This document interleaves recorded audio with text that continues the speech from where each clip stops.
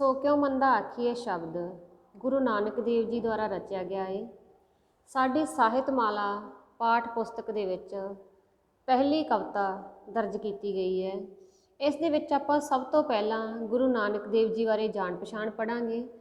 ਗੁਰੂ ਨਾਨਕ ਦੇਵ ਜੀ ਸਿੱਖਾਂ ਦੇ ਪਹਿਲੇ ਗੁਰੂ ਸਨ, ਜਿਨ੍ਹਾਂ ਦਾ ਜਨਮ ਸਨ 1469 ਈਸਵੀ ਵਿੱਚ ਰਾਏ ਭੋਏ ਦੀ ਤਲਵੰਡੀ ਵਿਖੇ ਹੋਇਆ। ਆਪ ਜੀ ਦੇ ਮਾਤਾ ਦਾ ਨਾਂ ਤ੍ਰਿਪਤਾ ਜੀ ਸੀ ਤੇ ਪਿਤਾ ਦਾ ਨਾਂ ਮਹਿਤਾ ਕਾਲੂ ਜੀ ਸੀ।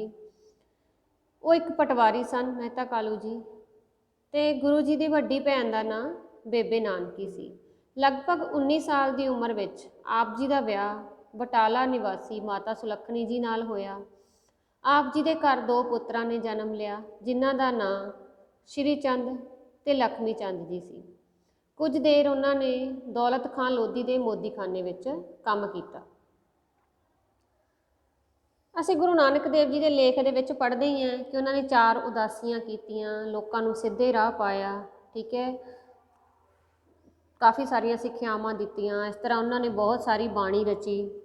ਠੀਕ ਹੈ, ਆਪ ਜੀ ਦੀਆਂ ਕੁੱਲ ਰਚਨਾਵਾਂ 974 ਹਨ। ਉਹਨਾਂ ਦੀਆਂ ਪ੍ਰਸਿੱਧ ਰਚਨਾਵਾਂ ਹਨ ਜਪਜੀ ਸਾਹਿਬ, ਆਸਾ ਦੀ ਵਾਰ, ਸਿੱਧ ਗੋਸ਼ਟ ਪ੍ਰਮੁੱਖ ਰਚਨਾਵਾਂ ਹਨ। ਉਹਨਾਂ ਨੇ ਪਰਮਾਤਮਾ ਦੀ ਹੋਂਦ ਨੂੰ ਸਵੀਕਾਰਿਆ ਹੈ। ਉਹਨਾਂ ਨੇ ਕਿਹਾ ਕਿ ਪਰਮਾਤਮਾ ਇੱਕ ਹੈ। ਉਹਨਾਂ ਦੀ ਬਾਣੀ ਵਿੱਚ ਅਰਬੀ, ਫਾਰਸੀ ਅਤੇ ਸੰਸਕ੍ਰਿਤ ਦਾ ਪ੍ਰਭਾਵ ਹੈ। ਉਹਨਾਂ ਨੇ ਔਰਤ ਪ੍ਰਤੀ ਈਰਖਾਲੂ ਭਾਵ ਰੱਖਣ ਵਾਲੇ ਲੋਕਾਂ ਦਾ ਵਿਰੋਧ ਕੀਤਾ ਹੈ।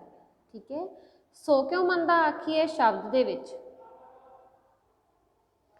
ਗੁਰੂ ਜੀ ਨੇ ਮਨੁੱਖੀ ਜੀਵਨ ਵਿੱਚ ਇਸਤਰੀ ਦੀ ਲੋੜ ਅਤੇ ਪ੍ਰਧਾਨਤਾ ਦਾ ਸੰਦੇਸ਼ ਦਿੱਤਾ ਹੈ। ਇਹਨਾਂ ਸਤਰਾਂ ਵਿੱਚ ਗੁਰੂ ਜੀ ਕਹਿੰਦੇ ਹੈ ਕਿ ਇਸਤਰੀ ਨੂੰ ਬੁਰਾ ਕਹਿਣ ਜਾਂ ਉਹਨਾਂ ਨੂੰ ਨੀਵਾਂ ਦਰਸਾਉਣ ਦੀ ਭਾਵਨਾ ਬਹੁਤ ਮਾੜੀ ਹੈ। ਇਹਨਾਂ ਭਾਵਨਾ ਦਾ ਉਹ ਖੰਡਨ ਕਰਦੇ। ਗੁਰੂ ਜੀ ਲਿਖਦੇ ਆ ਕਿ ਭੰਡ ਜੰਮੀਏ ਭੰਡ ਨਿਮੀਏ ਭੰਡ ਮੰਗਣ ਵੀ ਆ। ਗੁਰੂ ਜੀ ਫਰਮਾਉਂਦੇ ਹਨ ਕਿ ਮਨੁੱਖ ਦਾ ਇਸ ਸੰਸਾਰ ਵਿੱਚ ਆਗਮਨ ਭਾਵ ਜਨਮ ਔਰਤ ਕਾਰਨ ਹੀ ਹੁੰਦਾ ਹੈ। ਜੰਮੀਏ ਮਤਲਬ ਜਨਮ। ਭੰਡ ਉੱਥੇ ਇਹਨਾਂ ਨੇ ਇੱਕ ਔਰਤ ਲਈ ਸ਼ਬਦ ਵਰਤਿਆ ਹੈ ਕਿ ਜਨਮ ਵੀ ਔਰਤ ਨਾਲ ਹੀ ਹੁੰਦਾ ਹੈ, ਤੇ ਨਿਮੀਏ ਮਤਲਬ ਪਾਲਣ ਪੋਸ਼ਣ ਵੀ ਔਰਤ ਨਾਲ ਹੀ ਹੁੰਦਾ ਹੈ, ਤੇ ਔਰਤ ਨਾਲ ਹੀ ਉਸ ਦਾ ਮੰਗਣ ਵਿਆਹ ਹੁੰਦਾ ਹੈ, ਮੰਗਣੀ ਹੁੰਦੀ ਹੈ, ਵਿਆਹ ਹੁੰਦਾ ਹੈ। ਭਾਵ ਸਾਰਾ ਸਰੀਰਕ ਵਿਕਾਸ ਭਾਵ ਉਸ ਦਾ ਇੱਕ ਔਰਤ ਹੀ ਖਿਆਲ ਰੱਖਦੀ ਹੈ। ਭਾਵ ਅਸੀਂ ਸਿੰਪਲ ਭਾਸ਼ਾ ਵਿੱਚ ਕਹਿ ਸਕਦੇ ਹਾਂ ਕਿ ਇੱਕ ਆਮ ਇਨਸਾਨ ਔਰਤ ਕਾਰਨ ਹੀ ਇਸ ਸੰਸਾਰ ਵਿੱਚ ਜਨਮ ਲੈਂਦਾ ਹੈ, ਔਰਤ ਹੀ ਇਸ ਦਾ ਪਾਲਣ ਪੋਸ਼ਣ ਕਰਦੀ ਹੈ, ਤੇ ਪੁਰਖ ਦੇ ਵੱਡੇ ਹੋਣ 'ਤੇ ਔਰਤ ਨਾਲ ਹੀ ਉਸ ਦੀ ਕੜਮਾਈ ਜਾਂ ਮੰਗਣਾ ਹੁੰਦਾ ਹੈ, ਤੇ ਔਰਤ ਨਾਲ ਹੀ ਉਸ ਦਾ ਵਿਆਹ ਹੁੰਦਾ ਹੈ। ਭੰਡੋ ਹੋਵੇ ਦੋਸਤੀ ਭੰਡੋ ਚੱਲੇ ਰਾਹ। ਔਰਤ ਨਾਲ ਹੀ ਪ੍ਰੇਮ ਪ੍ਰਵਾਨ ਚੜ੍ਹਦਾ ਹੈ ਅਤੇ ਇਸ ਸੰਸਾਰ ਦੇ ਰਿਸ਼ਤੇ ਬਣਦੇ ਹਨ। ਭੰਡ ਬੋਆ ਭੰਡ ਭਾਲੀਏ ਭੰਡ ਹੋਵੇ ਬੰਧਾਨ। ਸੋ ਕਿਉ ਮੰਦਾ ਆਖੀਏ ਜਿਤ ਜੰਮੇ ਰਾਜਾਨ। ਇਸ ਦੇ ਕਾਰਨ ਹੀ ਵੰਸ਼ ਪਰਿਵਾਰ ਅੱਗੇ ਚੱਲਦਾ ਹੈ। ਠੀਕ ਹੈ, ਜੇਕਰ ਇੱਕ ਔਰਤ ਦੀ ਮੌਤ ਹੋ ਜਾਵੇ, ਕਹਿੰਦੇ ਭੰਡ ਮੂਆ ਭੰਡ ਭਾਲੀਏ। ਜੇਕਰ ਇੱਕ ਔਰਤ ਦੀ ਮੌਤ ਹੋ ਜਾਂਦੀ ਹੈ ਭਾਵ ਉਸ ਦਾ ਸਾਥ ਛੁੱਟ ਜਾਂਦਾ ਹੈ, ਤਾਂ ਫਿਰ ਹੋਰ ਔਰਤ ਦੀ ਭਾਲ ਕੀਤੀ ਜਾਂਦੀ ਹੈ। ਭੰਡ ਭਾਲੀਏ। ਠੀਕ ਹੈ, ਭੰਡ ਭਾਲੀਏ ਭਾਵ ਇੱਕ ਹੋਰ ਔਰਤ ਦੀ ਭਾਲ ਕੀਤੀ ਜਾਂਦੀ ਹੈ। ਭੰਡ ਹੋਵੇ ਬੰਧਾਨ, ਤੇ ਔਰਤ ਦੇ ਨਾਲ ਹੀ ਰਿਸ਼ਤੇਦਾਰੀਆਂ ਚੱਲਦੀਆਂ, ਸਾਕ ਸੰਬੰਧੀਆਂ ਚੱਲਦੀਆਂ। ਕਹਿੰਦੇ ਇਸ ਲਈ ਅਜਿਹੀ ਔਰਤ ਨੂੰ ਬੁਰਾ ਕਹਿਣਾ ਬਹੁਤ ਮਾੜੀ ਗੱਲ ਹੈ, ਜਿਸ ਦੀ ਕੁੱਖੋਂ ਰਾਜੇ ਮਹਾਰਾਜੇ ਵੀ ਜਨਮ ਲੈਂਦੇ ਹਨ। ਇਹ ਮਨੁੱਖਤਾ ਨੂੰ ਸ਼ੋਭਾ ਨਹੀਂ ਦਿੰਦਾ ਔਰਤ ਨੂੰ ਮੰਦਾ ਕਹਿਣਾ। ਭੰਡੋ ਹੀ ਭੰਡ ਉਪਜੈ ਭੰਡੈ ਬਾਜ ਨ ਕੋਇ। ਨਾਨਕ ਭੰਡੈ ਬਾਹਰਾ ਇੱਕੋ ਸੱਚਾ ਸੋਏ।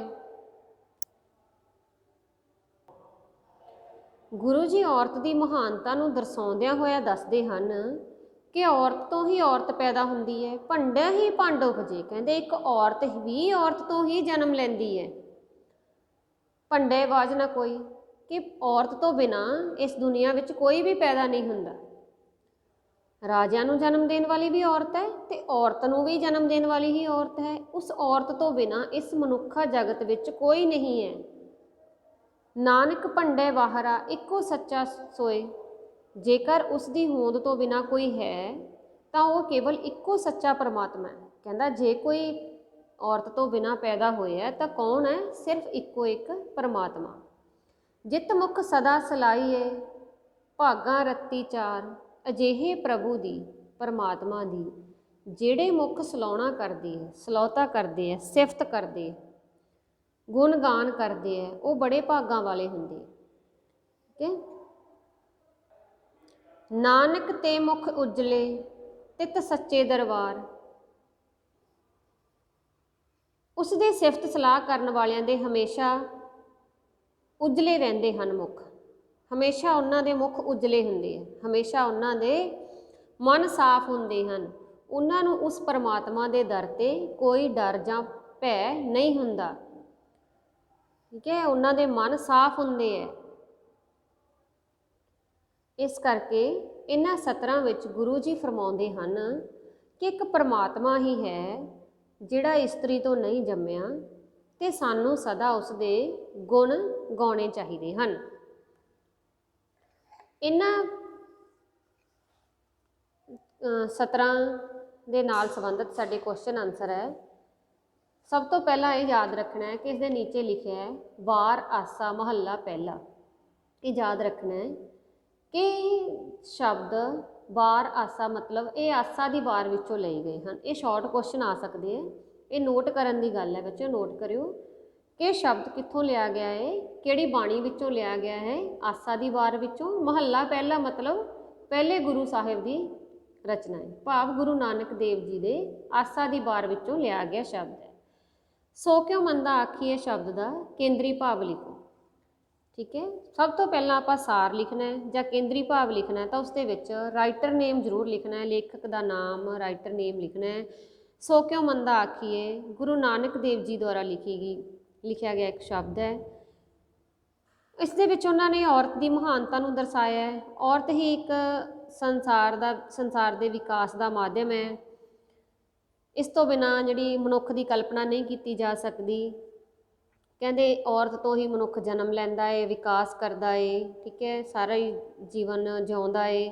ਸਿਰਫ ਇੱਕ ਪਰਮਾਤਮਾ ਹੀ ਹੈ ਜਿਹੜਾ ਔਰਤ ਤੋਂ ਪੈਦਾ ਨਹੀਂ ਹੋਇਆ। ਇਸ ਲਈ ਔਰਤ ਨੂੰ ਮੰਦਾ ਨਹੀਂ ਆਖਣਾ ਚਾਹੀਦਾ। ਉਸ ਤੋਂ ਬਾਹਰ ਸਿਰਫ ਇੱਕ ਪਰਮਾਤਮਾ ਹੀ ਹੈ, ਹੋਰ ਕੋਈ ਨਹੀਂ। ਅੱਜ ਆਪਾਂ ਸਿਰਫ ਇਹਦਾ ਕੇਂਦਰੀ ਭਾਵ ਕਰਨਾ ਤੁਸੀਂ, ਤੇ ਸ਼ਾਰਟ ਕੁਐਸਚਨ ਇਹਦੇ ਨਾਲ ਸੰਬੰਧਿਤ MCQ ਤੁਸੀਂ ਫਾਈਂਡ ਕਰਨੇ ਹੈ, ਇਹਦੇ ਨਾਲ ਸੰਬੰਧਿਤ ਕੁਐਸਚਨ ਆਨਸਰ ਬਣਾਉਣੇ ਹੈ। ਧੰਨਵਾਦ ਜੀ। ਤੇ ਇਹਦੇ ਨਾਲ ਕੋਈ ਤੁਹਾਨੂੰ ਇਹਦੇ ਨਾਲ ਸੰਬੰਧਿਤ ਕਵਿਤਾ ਦੇ ਸ਼ਬਦ ਦੇ ਕੋਈ ਡਾਊਟ ਹੋਏ ਤਾਂ ਉਹ ਆਪਾਂ ਕਲਾਸ ਦੇ ਵਿੱਚ ਡਿਸਕਸ ਕਰਾਂਗੇ। Thanks. Have a nice day.